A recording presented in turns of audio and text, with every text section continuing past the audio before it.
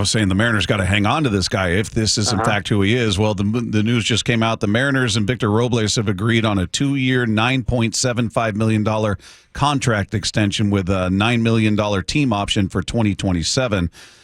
George Castillo reporting that from ESPN. So I guess they saw they have belief that this is in fact who he is moving forward, and not just hey, we're catching a guy on a hot streak. So what do you think of that move?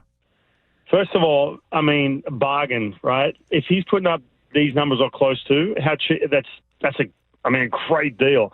On Robles' side of things, he's looking at this going, okay, I've moved on a couple of years in my career.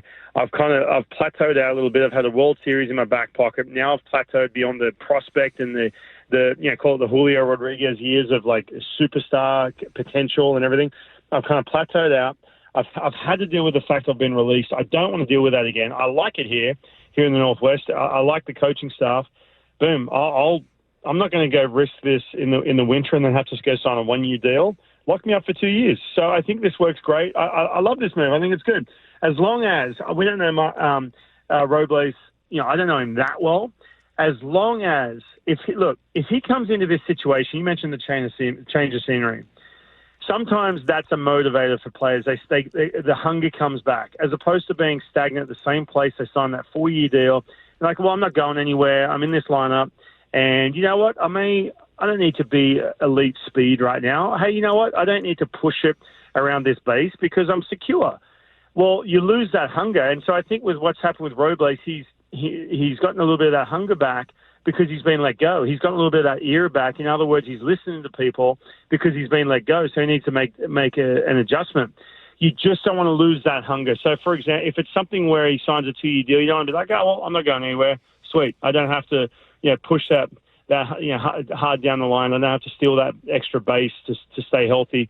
But on the flip side, you know what? He's been through it. He doesn't want to get burnt again. Maybe he doesn't lose that hunger. So time will tell, but I think it's a great move, and it costs him basically nothing to keep him around. And man, he's been my favorite player the last couple of months, that's for sure. I was just going to ask you that, what you make of him. We found out that he's got a couple of monkeys. He likes to irritate the pitchers, and I don't know, man. It seems like, and I feel like this is the way in the NFL also in that if somebody is like genuine, then, and that's just who they are, then, it's acceptable. But I don't know, it just seems like he's got that spark about him. What have you noticed about him, and what do you think he's like in the clubhouse? I think he's, first of all, change of scenery. He's very happy where he's at. Remember, he's come from a place with the Nationals where it's been, hey, we're giving young guys a chance. We're rebuilding. There's nothing to play for.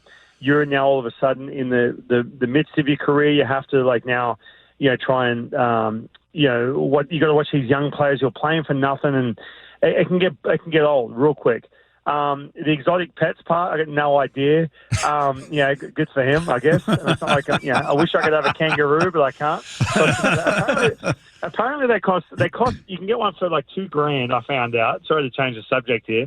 $2,000, but you have to have legally you have to have X amount of space, and you have to have a certain not enclosure, but a certain thing for him in your backyard. Otherwise, you're not allowed to get one. Because I was like, man, how cool would it be to have a kangaroo? They're the best pets ever. They're like giant dogs that hop around. But anyway, if he's got monkeys, hey, good for him. But I think with Robles, he seems happy here. He loves where he's at. I hope him and Julio Rodriguez is going to be here for the next decade, are vibing, and they're getting along really well.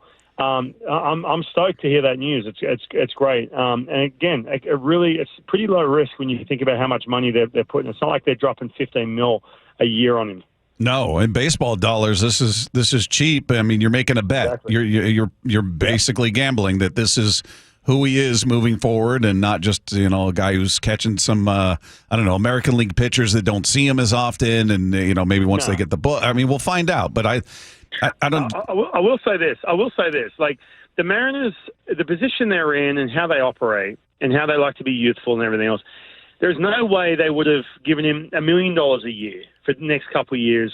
I mean, that's a bit of an extreme. Let's call it $2 million a year or whatever. They wouldn't want to invest in someone and have that third-year option you mentioned if there wasn't something they found personality-wise, not the physical part, personality-wise, that clicks. So that's a good sign. That's that's definitely not raising any red flags there for sure.